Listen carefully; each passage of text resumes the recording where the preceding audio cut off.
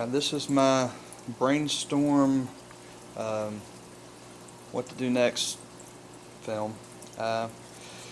When I pulled the last, or what I could find of the first female that spit out eggs, or fish, and they're already grown quite a bit. They've grown up in the last couple days.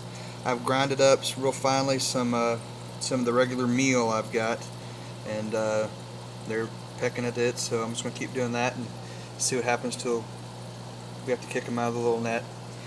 I still have a handful of eggs in here. I don't know how viable they're going to be, if they are, but I've got those in there. I am attempting to make a McDonald jar. This is a Parmesan container. I've rigged up so that this 10-gallon tank is going to be my sump tank.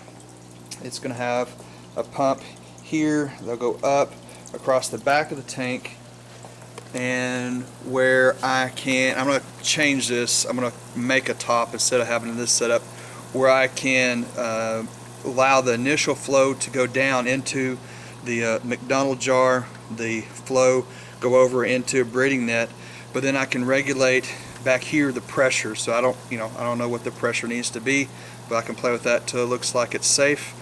The rest of that pressure at some point, not yet, but right now I'm just letting it vent off into the tank. I'm going to direct that down. I'm going to make a biofilter, one of those vertical with some media of some sort, let it percolate that way.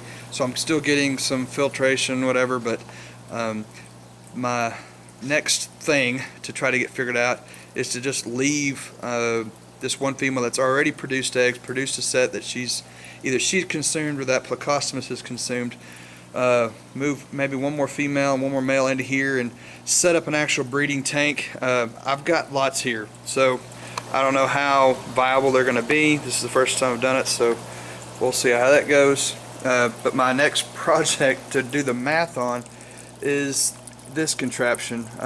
There's a guy that's put a video that it's for a drip system where he doesn't have to do water changes, and I'm trying to apply it in a aquaponics, aquaculture situation. All it is you have two vertical tubes. I've modified it from what he had. The back one and the one that is in the actual tank are just chambers to hold water to allow it to pool before the siphon pulls it up and over. In the video, the guy had set cut holes in the top, so it was a top level. That sets your level for your water height. What I'm doing is kind of the same thing. I'm letting the height of this T, which I need to adjust. I need to drop it a little lower into the tank. But instead of doing a hole at the top, I'm creating an SLO pipe at the same time, dropping that down to the tank, so I'm getting some lifting of solids into the filter, the sump tank, once I get it set up. So a lot of plumbing trial and error, and I'm just kind of looking for additional ideas. This right here is not fast enough. This is a 3 to 500 gallon an hour, I believe, and I've got it throttled down to 3, and it's just too fast. The tank fills up, it gets up to the brim here, and it's still at max flow rate coming out here. It's just not enough. So I'm contemplating adding a second one of these rigs. I need to go buy some more T's and just get another whole rig set up and just kind of fold them together so that they look as neat as possible. I'm even thinking about doing a Y here at the top, or another T, so it's all pulling out of the same SLO pipe, and just kind of put that junction together. That way it also kind of hangs tightly. Right now it's just kind of the way I have them bent, they grab on this side. So anyways, throwing this out there for our pond boss and folks that know what I'm doing. Just hoping to see if somebody has some additional ideas, and I'm going to go ahead and let this one go live on YouTube and allow comments and anything for anybody who sees this and might have a better situation. Again, if you don't know, this is in the back of my classroom. I teach 6th grade science. I've got an aquaponics system. It's going to be hard with the light here, but I've got a 270-gallon plywood tank that I made strictly for just educational purposes in my classroom. It's got a swirl filter on the side. I've built grow beds that go along one wall of my class that has full light, but I've also added grow lights. We've got stuff growing there. The grow media is just some pea gravel. It's got some lime in it, but I haven't had pH issues so far. It's been okay.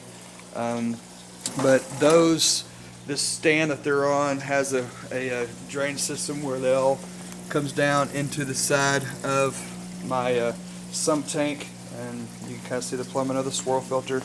And I've got two totes that are plumbed together, and that cord that you see there is a rope light, so I can see inside. Again, this is set up for an educational purposes, so I can show kids. We cover chemistry, we cover water cycle, we cover all kind of fun stuff with it, and this is really the first year that I've got it going. So I'll leave with this. We've got I'd say at least 50-60 fish in there, maybe more. I'm not good at estimating that stuff, but a lot to keep going. And then again, if we end up with some more back here, we're going to try the McDonald jar. So anyways, thanks to all who's watching. Please leave a comment below and let me know what you think. What you think is a way to make this work. This question is, this overflow, is that going to work? And we'll see. I'll post another update soon when we get this going. Thanks.